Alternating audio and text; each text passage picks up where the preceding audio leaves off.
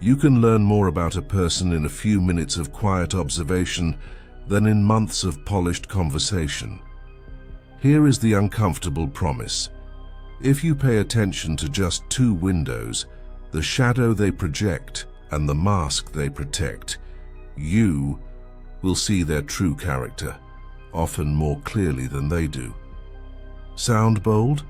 Keep listening, because once you spot these patterns, you can't unsee them, and you'll start noticing them everywhere.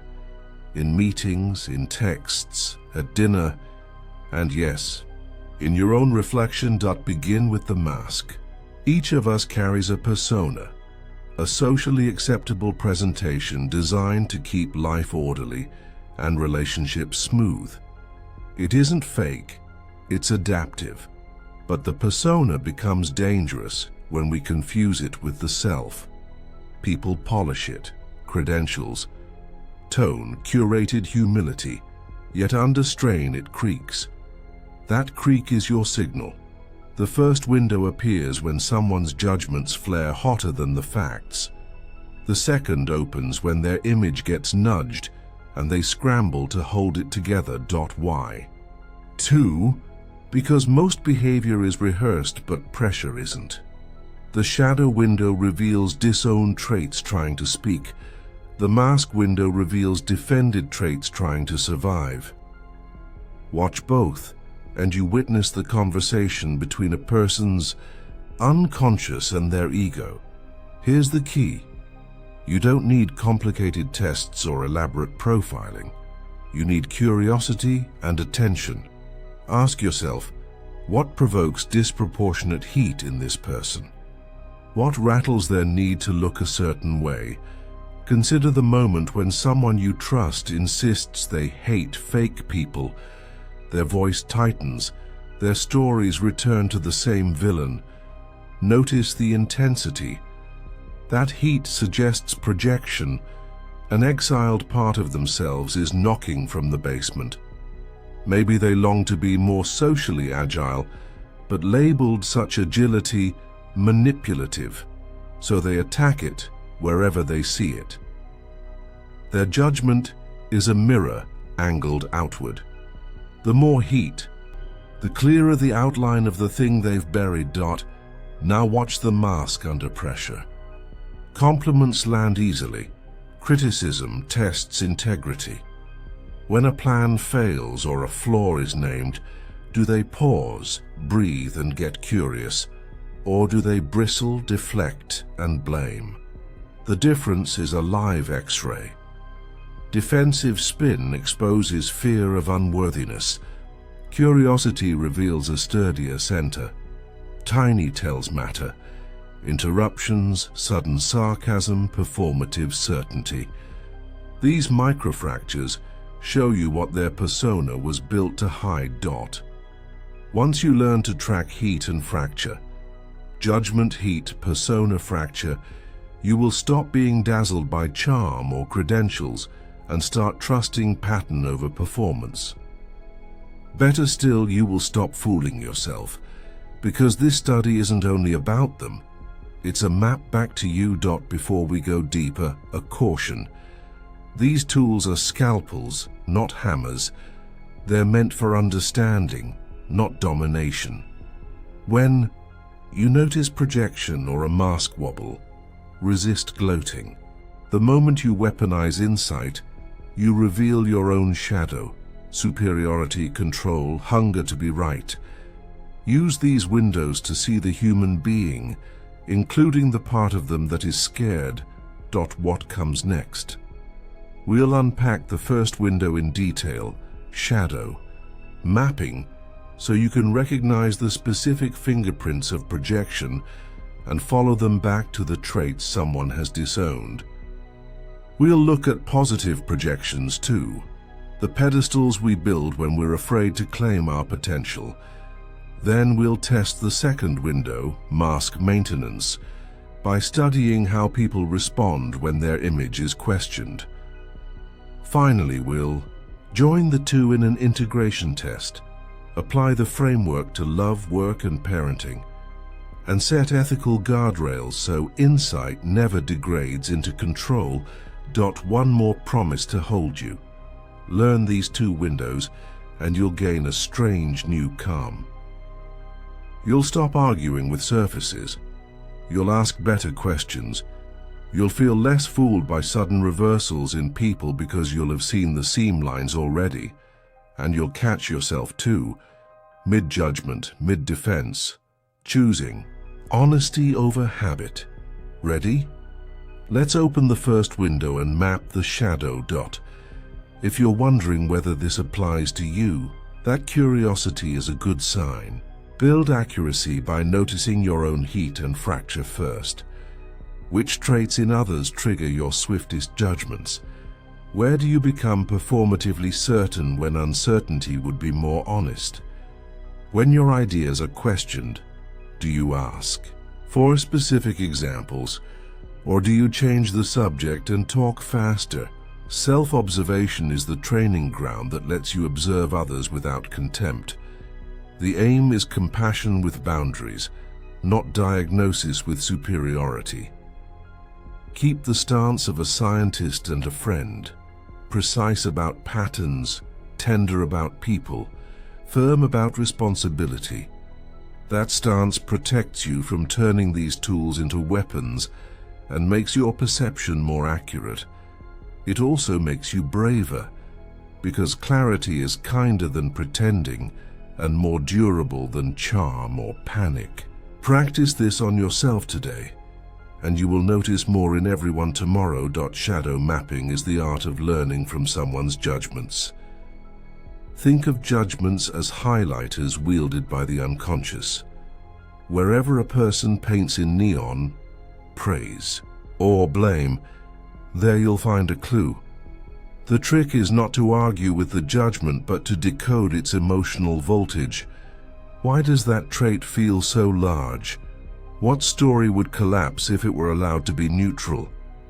Ask those questions, and you'll often discover a disowned capacity or a feared impulse trying to negotiate its way home. Start with negative projection. Meet David, meticulous, principled, allergic to office politics. He complains that Marcus is fake, slick, all charm, no substance. Notice the pattern. David's tone hardens when clients admire Marcus's rapport.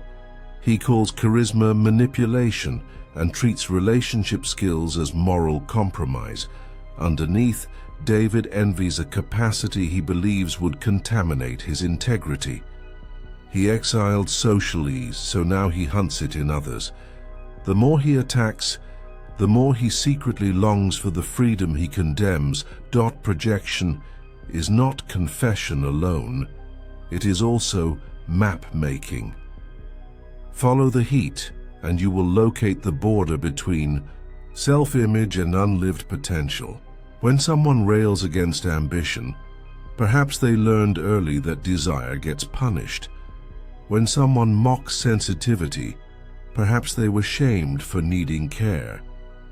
Your task is not to diagnose, but to ask, what strength would become available if this trait were owned wisely? Curiosity opens a door that shame keeps locked. Now consider positive projection, the quiet pedestal. We all know the "so talented, so confident" refrain. Excessive admiration can be a disguised refusal to claim one's own gifts. The person keeps brilliance at a safe distance by worshipping it in others. You can test this by asking, what specifically do you admire, and where does a small version of that live in you?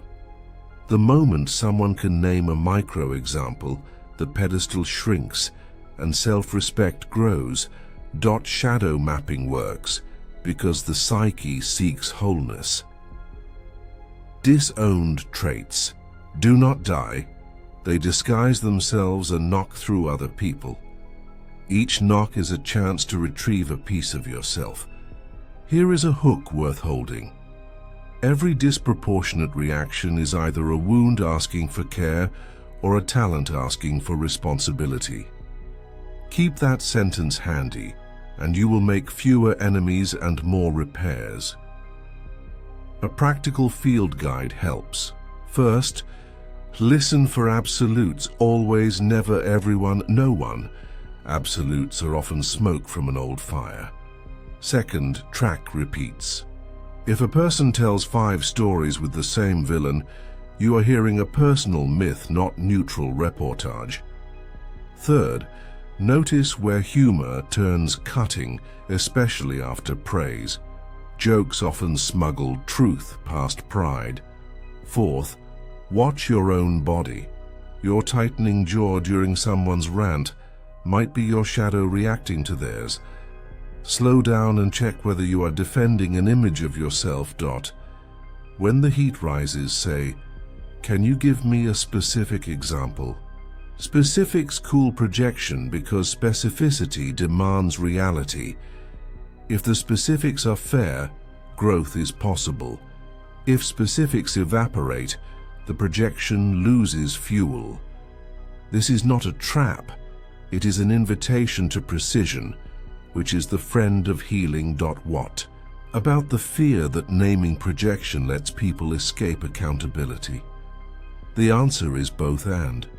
Integrity demands consequences for harmful acts, and wisdom demands curiosity about the engine driving the pattern. Accountability without understanding breeds resentment. Understanding without accountability breeds chaos. The adult stance contains both: boundaries that protect the commons and questions that protect the person's dignity while they learn. One more story seals the pattern. A designer named Lila gushes about a rival's fearless originality, then quietly avoids sharing her own drafts until they are perfect. Her pedestal keeps her safe from criticism while starving her voice. When she finally shares messy early work with a trusted peer, she discovers that fearless originality begins as ordinary attempts plus feedback. The pedestal dissolves into practice. That is the real gift of shadow mapping. It turns envy into a compass. Wherever admiration feels holy, you have likely found a road you are meant to walk if only you would take the first small step. Keep this in your pocket as we turn to the second window. If projection tells you what a person is running from or toward, mask maintenance tells you how they protect their story when reality disagrees. The next section will show you exactly how image defenses operate and how to listen for the moment a persona cracks and a truer voice can finally breathe. Mask maintenance is the theater of ego protection. Most people prepare for praise and script for success. Very few rehearse for critique, failure, or confusion. That is why small disruptions are so revealing. A delay, a misattribution, an unreturned message. Watch the image scramble. Some tighten their story with explanations and credentials. Others lash out. A few take the breath that saves the day. Let me consider that. Your goal is not to catch people, but to notice the hinge between persona and self. Consider Sarah, celebrated for composure. Her reputation is a shield and a straitjacket. In a high-stakes review, a client questions her team's approach. The persona tilts. She interrupts, speaks faster, blames her team, and makes a subtle dig at the client's previous choices. In seconds, the image of calm flips into control and contempt. This is not moral indictment.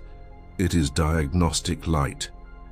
Sarah has yoked worth to being unflappable, so criticism feels like annihilation.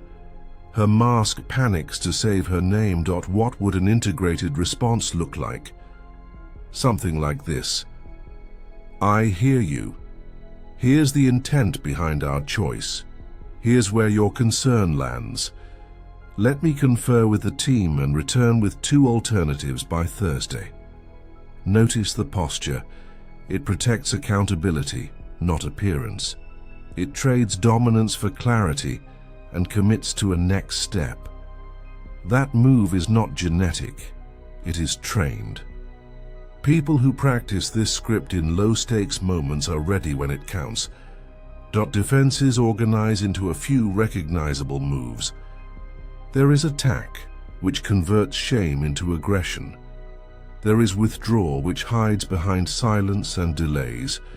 There is deflect, which changes the topic or floods with irrelevant detail. And there is integrate, which metabolizes the feedback and returns a grounded decision. You will see these in microseconds: a smirk, a sigh, a sudden avalanche of jargon. Each is a breadcrumb leading back to an organizing fear, a practical cue. Look for escalation mismatch. If the trigger is small and the reaction is big, the mask is carrying an old story. Another cue: watch language tense. Under pressure, some people speak only in past glory or future promise, avoiding the plain present. We have always delivered, or we will definitely crush this, instead of, here is what happened today and what we'll do next. Present tense honesty is a reliable marker of real confidence. What did we miss? Where are we guessing?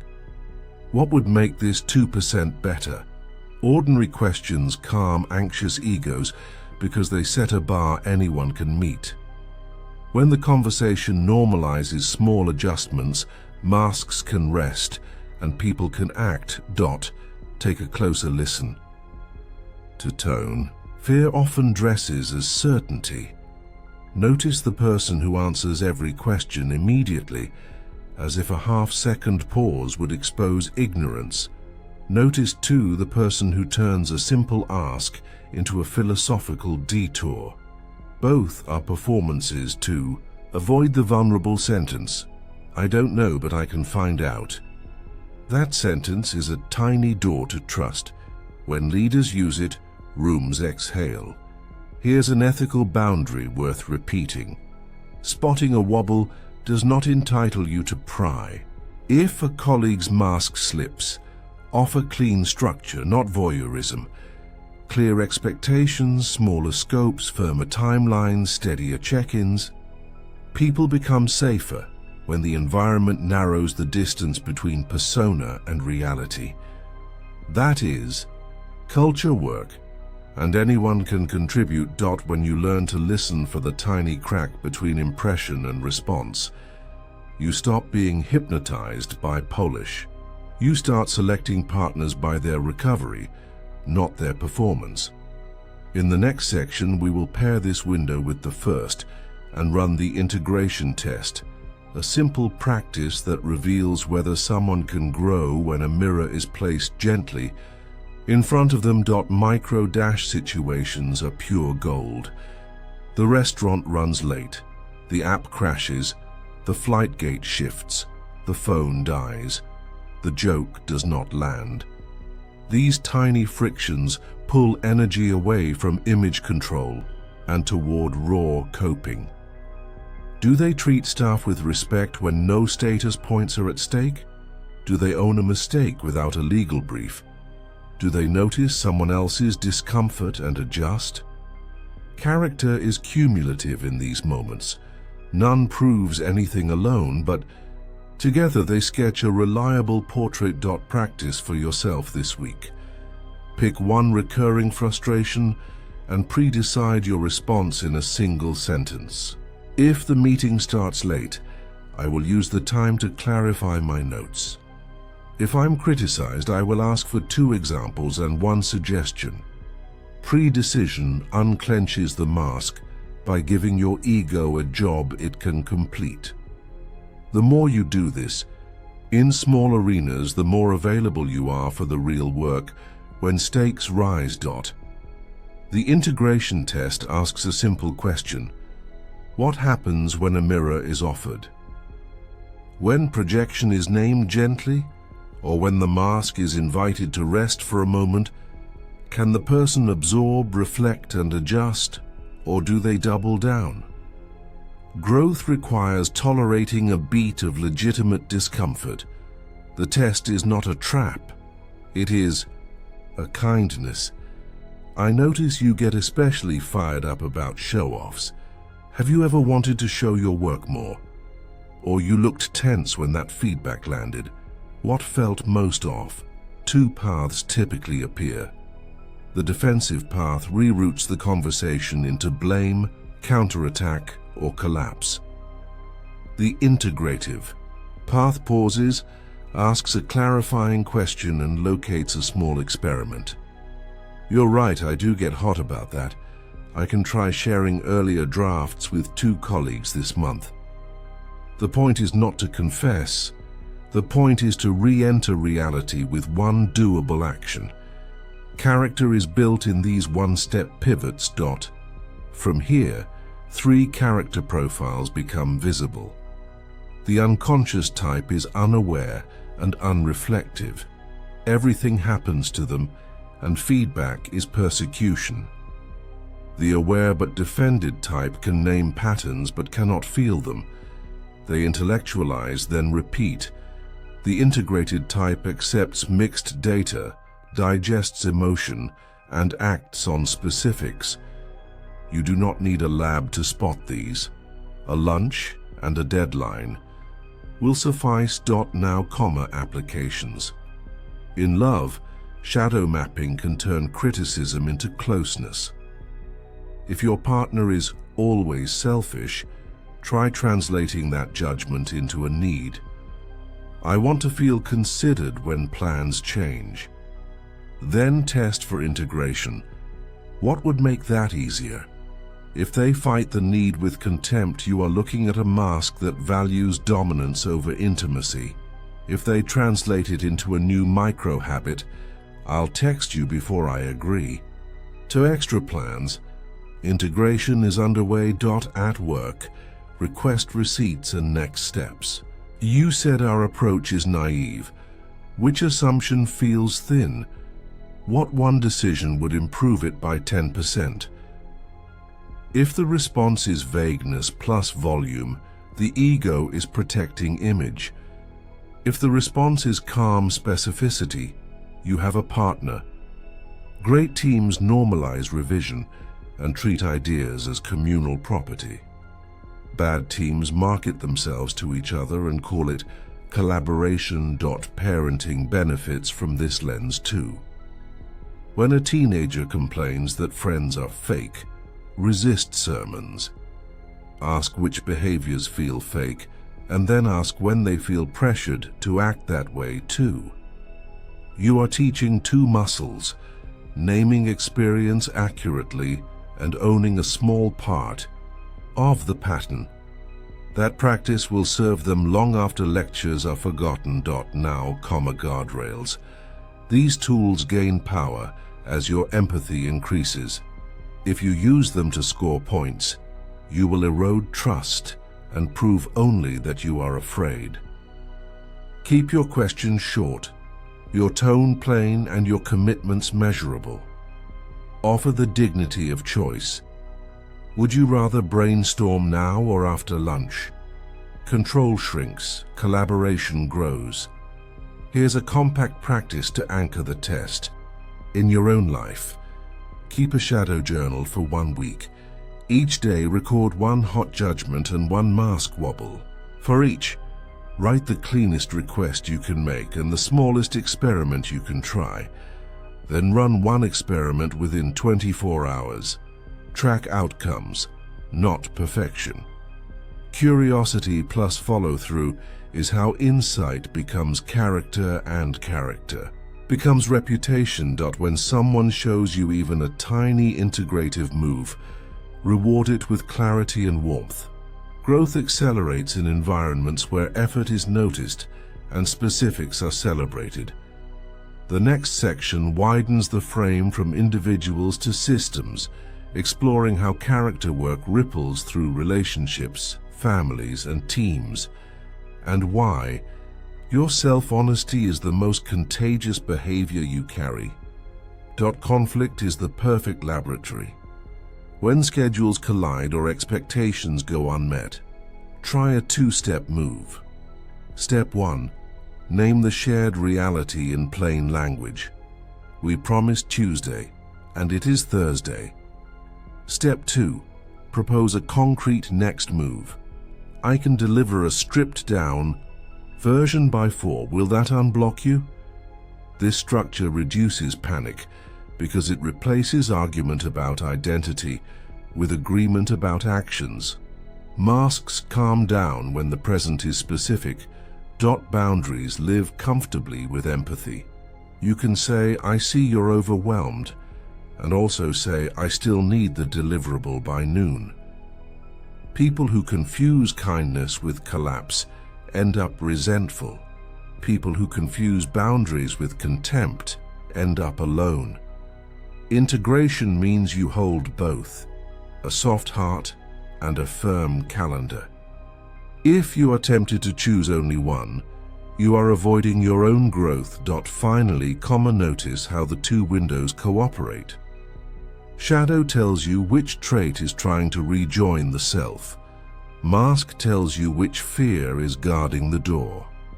When you name both, gently, part of you wants to be seen and part of you is terrified of seeming arrogant. You create the conditions where a wiser identity can emerge. The mirror effect is the moment the lens swings around. After a while, you realize that everyone who irritates, dazzles, or confuses you is carrying a message with your name on it. The colleague who grandstands invites you to examine your fear of visible ambition. The friend who overshares asks whether you undervalue honest need. The mentor you idolize challenges you to name the portion of their strength that already lives in you. The world becomes less about villains and heroes and more about information that helps you grow. Self-work rarely happens in a straight line. Most people move through predictable phases. First, you see patterns in others with laser clarity and miss your own entirely. Then, you see your patterns but still act them out, as if watching yourself in a film. Next, you catch them in real time and buy a breath before choosing. Eventually, you build enough repetitions that your default changes. You repair faster, you defend less, and your presence steadies people around you. 2. Disciplines accelerate this path. The first is language discipline. Use simple present tense words to describe reality before you explain it.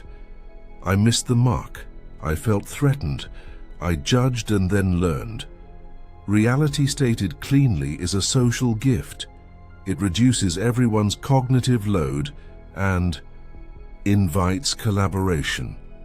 The second is attention discipline. Move your attention from performance to pattern. Ask, what am I repeating? What kept the problem alive? What would make a 10% improvement today? Small, repeatable shifts beat heroic promises every time. As your patterns shift, your circles shift. People who rely on projection to maintain superiority may push harder when you refuse to play. They might escalate conflict to pull you back into the old dance.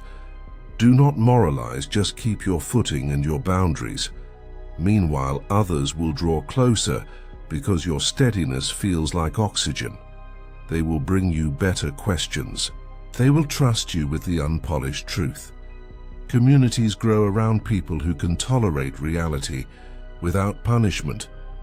Here is a practical ripple you can start now. At the end of the week, send 2 short notes. In the first, thank someone for a specific integrative move you saw. You changed course quickly after feedback. That helped the whole team. In the second, own a projection or a mask wobble of your own and name the small adjustment you are making next week. Those 2 notes teach your world the behavior you value and the behavior you expect. You become a quiet standard dot. When you stop treating discomfort as a verdict, you gain an extraordinary freedom. Discomfort becomes a compass. A hot judgment says, there is something to reclaim. A tight mask says, there is something to release. Reclaim and release are the alternating lungs of character. Inhale what you have disowned. Exhale what you have overprotected. Breathe that way for a month and people will call you grounded without knowing why. There is a deeper payoff. Character work migrates from strategy to identity. You move from using tools to being a person who can look, listen, repair, and decide. You become less fascinated with being right and more devoted to being useful. Paradox loses its terror. You can be strong and tender, ambitious and ethical, decisive and teachable, because you no longer need the mask to prove anything or the shadow to sabotage everything. Before we close, one final exercise seals the learning. Write 2 lists. On the first, 3 traits you judge in others, with a single sentence describing how each could serve you if owned wisely. On the second, 3 situations that crack your mask, with a sentence naming the fear underneath, and 1 tiny behavior that would honor the fear without obeying it. Put the lists in your pocket. Use them as a private compass in the next hard meeting or the next honest conversation. Now take the 2 windows with you. When judgment heats up, look for the trait trying to return. When image gets loud, look for the fear trying to stay safe. Offer yourself the same respect you hope to extend to others. Clear language, small experiments, consistent follow-through. If you do that long enough, reputation will take care of itself, and so will trust. The work is not to be perfect. The work is to be available to truth. You will never regret the courage to see clearly. You might lose a few illusions and you might lose a few alliances based on performance, but you will gain something rarer. You will gain a life you can stand inside when the spotlight fades and the pressure rises. That is the test of character. Not the applause when things go well, but the quiet decisions you make when your shadow speaks and your mask trembles and you choose to be whole.